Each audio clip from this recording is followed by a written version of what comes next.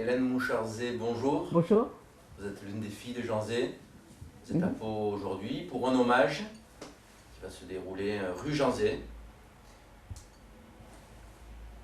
Quels sont, vous qui étiez une petite fille avant la mort de votre père, quels sont les souvenirs que vous avez de lui? Les derniers, les premiers? Alors vous savez, je n'avais pas 4 ans quand il a été assassiné. Et encore juste avant le 20 juin 1944, donc le jour de son assassinat, les visites à la prison s'étaient beaucoup raréfiées. Et alors, je n'ai connu mon père qu'en prison, puisque nous sommes arrivés du Maroc, enfin on reviendra peut-être sur cette histoire, en mai 1941, donc j'avais 9 mois. Et donc je l'ai connu en prison.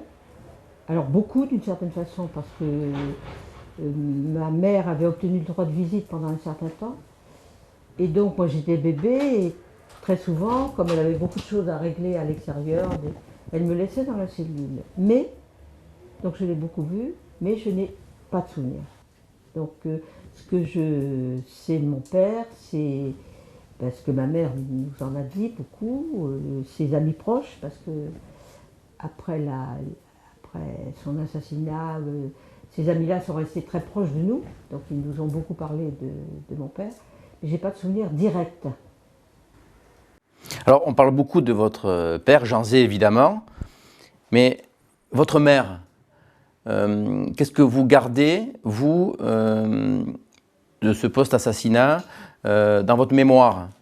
Ma mère, après la guerre, d'abord, il faut rappeler que pendant 4 ans, elle n'a pas su ce que mon père était devenu, puisque, je rappelle très rapidement les faits peut-être, le 20 juin 1944, elle est dans une rue à Riom, où était la prison, où il avait été enfermé par Vichy depuis 1940, et elle rencontre un gardien qui lui dit « Est-ce que vous savez qu'on est venu chercher votre mari ?»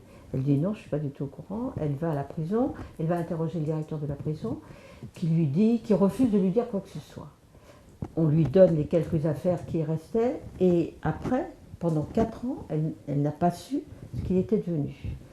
Donc elle a été voir quelques jours après Laval. Et Laval qui lui a dit « Moi je suis pas au courant, qu'est-ce que c'est que cette histoire? Je vais faire une enquête. » Et figurez-vous que Laval, chef du gouvernement de Pétain, Laval confie l'enquête, devinez à qui? Aux renseignements généraux de l'époque, qui étaient tenus par des miliciens. Donc, ces renseignements généraux font une enquête complètement bidon, ils font des faux PV, avec des faux noms, etc., etc. Et ils bâtissent une histoire pour dissimuler, en effet, l'assassinat, à savoir que pendant le transfert à la prison de Melun, parce que c'était le prétexte, les miliciens étaient venus en disant on va le transférer à la prison de Melun. Prison de Melun qui n'avait pas été averti de ce transfert, et miliciens qui, jusqu'à maintenant, ne faisaient jamais de tels transferts. C'était toujours des personnels de l'administration pénitentiaire. Et donc, c'était évidemment, l'assassinat a été programmé.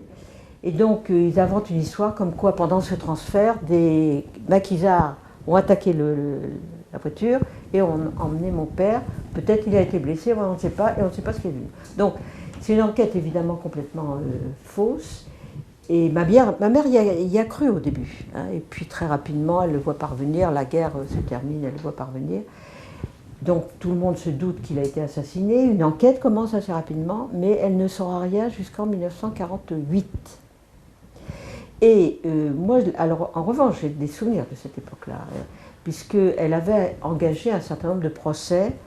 D'abord, elle a voulu témoigner au procès Pétain, en disant que Pétain, qui avait fait condamner mon père à la déportation à perpétuité, la dégradation militaire, la même peine que Dreyfus, en l'enfermant alors même que la propagande contre lui continuait, propagande antisémite, etc.